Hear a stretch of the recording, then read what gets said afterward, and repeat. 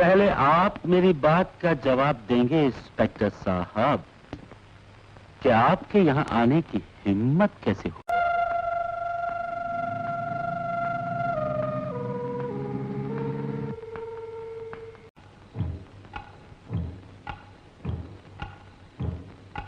कौन?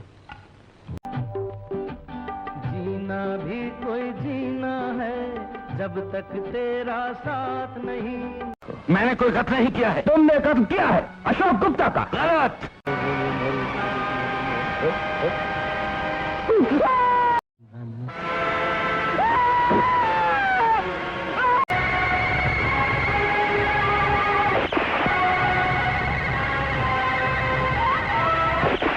Ramsay brothers ने अपने बैनर तले जो भी फिल्में बनाईं उनमें आमतौर पर उन्होंने बहुत बड़े सितारों को कास्ट नहीं किया, लेकिन अपने स्वयं के बैनर के बाहर उन्होंने कुछ अन्य फिल्मों का निर्देशन किया जिनमें उस समय के कुछ उल्लेखनीय बड़े स्टार्स थे। सबूत ऐसे ही एक फिल्म थी।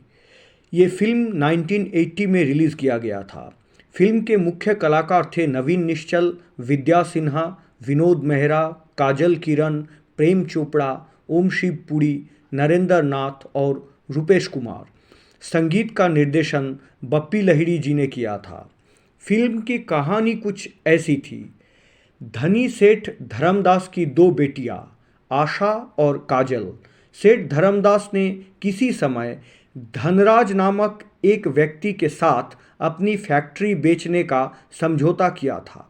आशा अपनी प्रेमी विकास से शादी करती है, लेकिन इसके कुछ ही दिन बाद पता चलता है कि विकास की एक प्लेन क्रैश में मृत्यु हो गई। विकास के मौत के बाद धर्मदास ने कारखाने को बेचने के अपने योजना को रद्द कर देते हैं और विकास के याद को जिंदा रखने के लिए कारखाने को एक सार्वजनिक ट्रस्ट के रूप में चलाने का फैसला करते हैं। धनराज एक गलत आदमी था। वो किसी भी कीमत पर यह सौदा रद्द करना नहीं चाहता था। इसलिए धनराज सीधा सेठ धर्मदास के दफ्तर में पहुंचकर उससे बात करता है, लेकिन सेठ धर्मदास अपने इरादा बदलने के लिए राजी नहीं होते हैं। तब धनराज ठान लेता है कि वो सेठ धर्मदास का कत्ल कर देगा। धर्मदास के वफादार कुछ कर्मचारी मनमोहन सक्सेना, अशोक गुप्ता और रीटा धर्मदास को मारने में धनराज की मदद करने के लिए उससे हाथ मिलाता है। धर्मदास को बिजनेस ट्रिप पर नैनीताल जाना था। ट्रेन के डिब्बे में धनराज, अशोक, मनमोहन और रीटा सेठ धर्मदास पर हमला करता है और उन्हें एक वकालतनामा पर हस्ताक्षर करने के लिए मजबूर करता है, जो धनराज को सेठ जी की सारी संपत्ति का एकमात्र वारिस होने का अधिकार देता है। अपने जान के डर से सेठ धर्मदास वही करता है जो वो बदमाश उससे करने को कहते हैं, लेकिन फिर भी धनराज और उसके साथियों ने सेठ धर्मदास को मारकर एक पुराने कब्रिस्तान में दफना देता है। सेठ धर्मदास के शव को दफनाते ही अशोक का चाकू कब्र में गिर जाता है, लेकिन उसके पास जल्दी से उसे निकालने का समय नहीं होता है। दफनाते वक्त रीटा को भी ऐसा लगता है कि शायद सेठ धर्मदास जिंदा है और उसे जिंदा ही दफनाया जा रहा है। जो भी हो, इसके बाद अजीत राय, जो धर्मदास के समय के कारखाने में एक जिम्मेदार पद पर था, उसने मानसिक रूप से बिखरी आशा और काजल की देखभाल की जिम्मेदारी लेने का दिखावा तो करता है, मगर इरादा उसका भी कुछ नेक नहीं था। अजीत रॉय कुछ स्वार्थ के लिए धनराज से हाथ मिलाता है। फिर एक दिन अचानक धर्मदास का प्रेत आत्मा उसके हत्यारों से भिड़ने लगता है। एक के बाद एक हैरतअंगेज घटना होने लगता है। उनकी हत्या के साजिश में प्रत्यक्ष या परोक्ष रूप से शामिल लोगों की एक के बाद एक रहस्यमय रूप से मर्डर होने लगता है। हत्यारों में दहशत फैल जाता है। धर्मदास की बेटियों ने अपने पिता के लापता होने के सच्चाई का पता लगाने के लिए पुलिस से संपर्क किया था।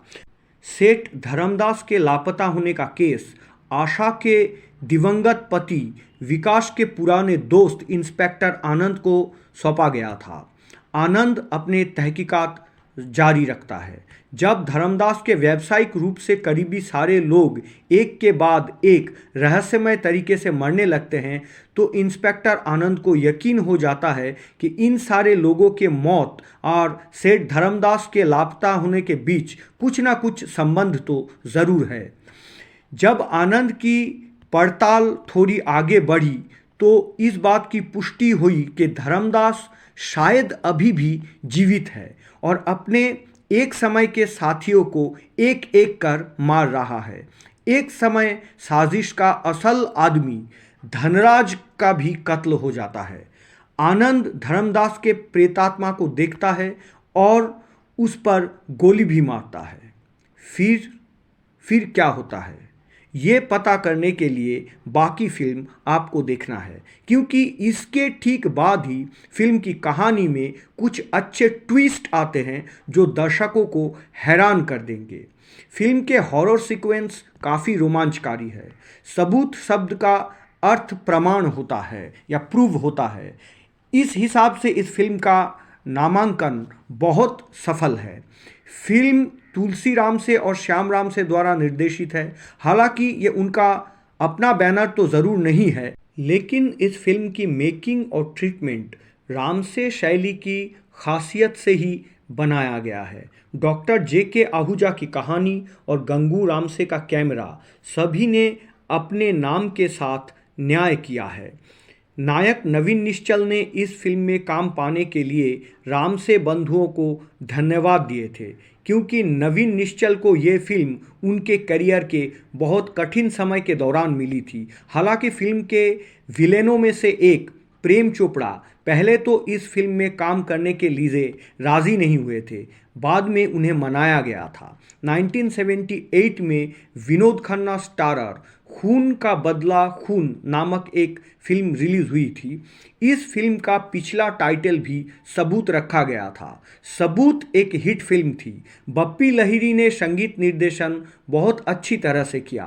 फिल्म की शुरुआत में किशोर कुमार और लता मंगेशकर जी के मनमोहक आवाज़ में जीना भी कोई जीना है और बाद में लता मंगेशकर की जादुई आवाज़ में दूरियां सब मिटा दो, मन में लगी जो अगन वो सजन तुम बुझा दो, ये दो गाने तो कमाल के हैं। बैकग्राउंड म्यूज़िक फिल्म के मूड या मिजाज के अनुरूप है। हालांकि लाउड बैकग्राउंड म्यूज़िक ये टिपिकल रामसे ब्रदर्स के ट्रेडमार्क है।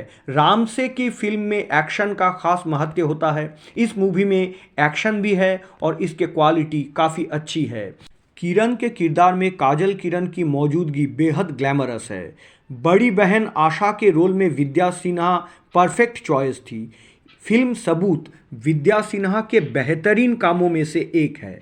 मूवी के जेनर सस्पेंस है या हॉरर, ये जानने के लिए आपको फिल्म सबूत एक बार ज़रूर देखनी पड़ेगी।